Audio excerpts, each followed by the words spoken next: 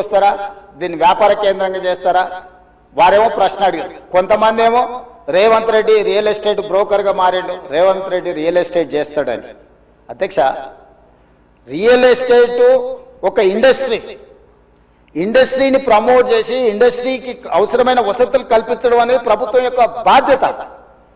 ఈ నగరం real estate విస్తరిస్తే పెట్టుబడులు వస్తాయి, పరిశ్రమలు వస్తే ఉద్యోగ ఉపాధి అవకాశాలు వస్తాయి.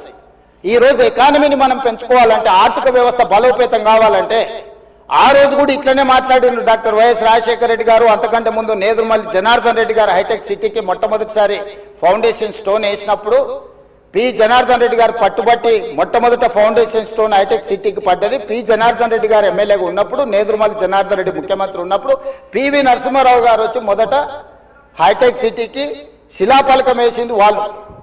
తర్వాత ఆగిపోయింది. ఆ తర్వాత చంద్రబాబు నాయుడు గారు వచ్చిన తర్వాత మళ్ళీ చంద్రబాబు నాయుడు గారు, అటల్ బిహారీ వాజ్పేయి గారు వచ్చి హైటెక్ సిటీ నిర్మాణం చేశారు. ఆ రోజు కూడా ఇదే ఆరోపణలు చేశారు. అధ్యక్ష, ప్రభుత్వం రియల్ ఎస్టేట్ వ్యాపారం చేస్తుందా, ప్రభుత్వానికి ఏం పని ఉంది అని. కానీ ఇలా విస్తరించిన నగరం ఎక్కడొచ్చింది అధ్యక్ష? సైబరాబాద్ అని గొప్పగా ఎందుకు చెప్పుకుంటున్నాం? ఐటీ కంపెనీలు, ఫార్మా కంపెనీలు, global capability centres, data centres, ఇవన్నీ ఎక్కడి నుంచి వచ్చినాయి అధ్యక్ష?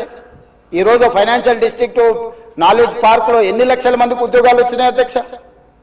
ఈరోజు విస్తరించే నగరం అర్బనైజేషన్ అవుతుంది అధ్యక్ష. పట్టణ ప్రాంతాలు పెరుగుతున్నాయి, పట్టణీకరణ జరుగుతుంది. ఈరోజు 55% జనాభా పట్టణాలలో నివసిస్తుంది అధ్యక్ష. రాబోయే 20-25 ఏళ్లలో 75% మన పట్టణాల యొక్క జనాభా పెరుగుతుంది అధ్యక్ష. కేవలం ఔటర్ రింగ్ రోడ్ ఇన్సైడే 1,34,00,000 మంది ప్రజలు నివసిస్తున్నారు అధ్యక్ష. 3,78,00,000 తెలంగాణ జనాభా ఉంటే ఔటర్ రింగ్ రోడ్ ఇన్సైడ్ మాత్రమే 1,34,00,000 మంది నివసిస్తున్నారు అధ్యక్ష. అంటే ఇక్కడ మోర్ దాన్ 1/3. టోక్యో ఒక సిటీలో తెలంగాణ జనాభా కంటే ఎక్కువ ఉన్నారు అధ్యక్ష. 4 కోట్ల మంది ఒక పట్టణంలో నివసిస్తున్నారు అధ్యక్ష. ఈరోజు ప్రపంచం అంతా పట్టణాల వైపు వేగంగా విస్తరణ జరుగుతుంది. దానికి తగ్గట్టుగా మనం నగరాలను అభివృద్ధి చేసుకోవాలి. అందులో భాగంగానే ఈరోజు వికసిత్ భారత్ ప్రణాళిక ఏంది? ఈరోజు అందుకోసమే ఆయన దుఃఖం చూడు, ఆయన బాధ చూడు, కడుపులో విషము ఎట్లా అంటే కడుపు నిండా విషయం. ఆ మూసీలో ఉన్న కాలుష్యానికంటే వీళ్ళ కడుపులలో అంతకంటే ఎక్కువ విషం ఉంది అధ్యక్ష. విషం జిమ్ముతున్నారు.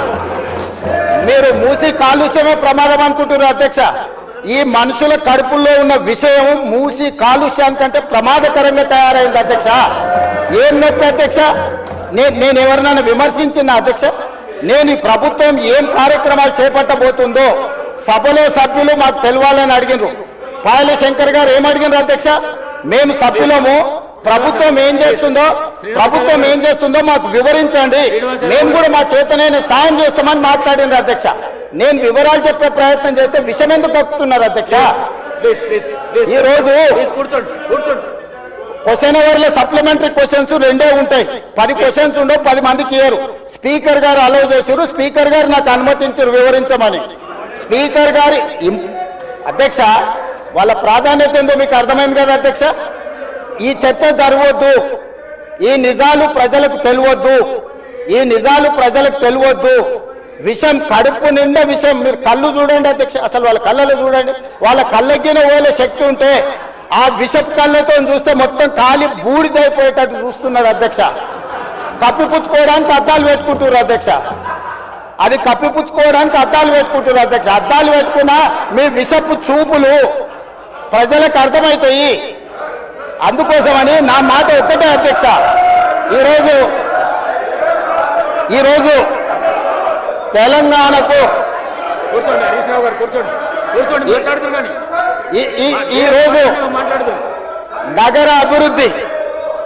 ఈరోజు నగర అభివృద్ధి చేయడం మా బాధ్యత.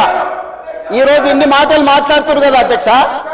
ఆనాడు కాంగ్రెస్ లో గెలిచిన ఎమ్మెల్యేని తీసుకొని మూసీ రివర్ డెవలప్మెంట్ కార్పొరేషన్ కు చైర్మన్ చేసింది ఎవరు అధ్యక్ష?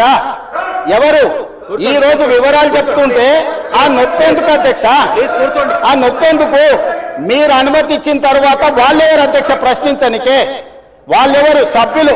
ఈ రోజు అక్బరుద్దీన్ ఓవైసీ గారు, పాయల శంకర్ గారు లేకపోతే కాలేరు వెంకటేష్ గారు, ఆ కాలేరు వెంకటేష్ గారినైనా చూసి నేర్చుకోండి, కనీసం ఒక అవగాహన వస్తుంది. స్పష్టంగా నేను అంబర్పేట పోయినప్పుడు చెప్పిండు, 100% అంబర్పేట శాసనసభ నియోజకవర్గంలో మేము మూసీ నది ప్రక్షాళనకు సహకరిస్తాము, మా పేదలకు అందరికీ మంచి ఇండ్లు కట్టించండి, మా ప్రభుత్వ కార్యాలయాలు కట్టించండి, మా ప్రాంతాన్ని అభివృద్ధి చేయండి, నేనే ముందు బాగానే నిలబడి మూసీ నది ప్రక్షాళనకు సహకరిస్తానని అంబర్పేట ఎమ్మెల్యే కాలేరు వెంకటేశ్వర గారు ముందుకు వచ్చి బహిరంగంగా మైక్లో చెప్పిండు. నిన్నగాక మొన్న వచ్చి నన్ను కలిసి చెప్పిండు. ఆ పక్కనే ఉప్పల్ ఎమ్మెల్యే లక్ష్మారెడ్డి గారు వచ్చి కలిసి, సార్ మా ప్రాంతాన్ని అభివృద్ధి చేయండి, మూసీ నదిని ప్రక్షాళన చేయడం ద్వారా మా ప్రాంతానికి ఉపయోగపడుతుంది, మీరు చాలా మంచి పని చేస్తారు, మీరు వేగంగా ముందుకు వెళ్ళండి, మా వైపు నుంచి మీకు ఏం సహకారం కావాలని చెప్పి ఆ శాసనసభ్యులు వచ్చి కలిసిరు అధ్యక్ష. ఇవాళ నేను ఒకటే అడుగుతున్నా అధ్యక్ష, అధ్యక్ష, ఈ రోజు మూసీ నది ప్రక్షాళన చేసుకుంటే నల్గొండ,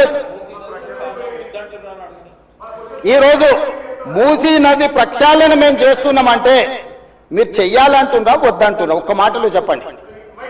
మీరు చెయ్యాలనుకుంటే ఏం చెయ్యాలో సూచన ఇవ్వండి, వద్దంటే మీ కడుపు మంట ఏందో చెప్పండి, తెలంగాణ ప్రజలు నిర్ణయించుకుంటారు. అందుకే ఈరోజు మూసీ నది పరివాహక ప్రాంతాన్ని నైట్ ఎకానమీగా మారుస్తా అని చెప్పిన అధ్యక్ష.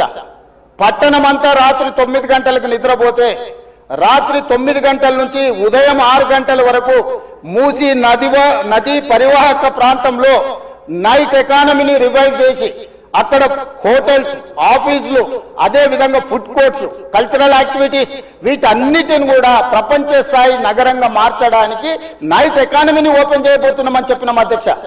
ఆ ప్రాంతంలో ఉన్న ప్రతి వాళ్లకు, నష్టపోయే వాళ్లకు అత్యధికంగా నష్టపరిహారం ఇచ్చి బ్రహ్మాండమైన కాలనీలు కట్టించిస్తాం అధ్యక్ష.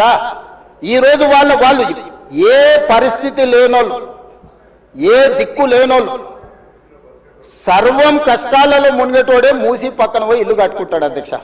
మూసీలో ఉండే దోమలు కానీ, కంపు కానీ, అక్కడ ఉన్న వాతావరణం కానీ, శవాలు కొట్టుకొస్తుంటే ఎవరైనా అక్కడ ఉండాలనుకుంటారు అధ్యక్ష? ఏ పేదోడైనా మీరు చెప్పండి అధ్యక్ష. ఒకప్పుడు నందనవనం కట్టింది కదా అధ్యక్ష, మూసీ నదిలో ఉన్న వాళ్ళని తీసుకెళ్లి. ఈ రోజు ఆ ప్రాంతంలో నందనవనం మనం పోయినప్పుడు ఎంతమంది జిల్లాల నుంచి వచ్చిన